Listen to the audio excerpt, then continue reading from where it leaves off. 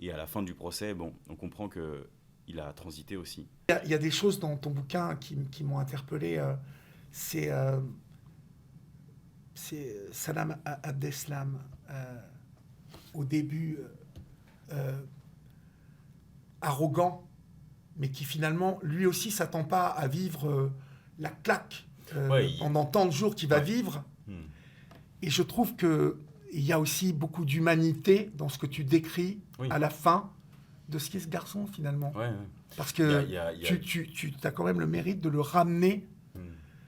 tu vois, à En l'état fait, d'être humain. au final, c'est même pas moi, tu vois, parce que bon, Non, mais enfin, ce c'est que tu l'événement, vois, mais c'est ce ouais, que mais tu écris. c'est ce que j'écris, et c'est vrai que, enfin, donc au début du procès, il y a cette opposition totale avec cette fin, en tout cas vis-à-vis de lui, parce que donc en effet au début il fait cette déclaration qui moi vient me cueillir, quoi, vraiment, et qui transforme mon expérience. Et à la fin du procès, bon, on comprend que il a transité aussi, et que ce qu'il a entendu au procès et que le témoignage de toutes ces parties civiles qui sont venues l'ont touché en fait.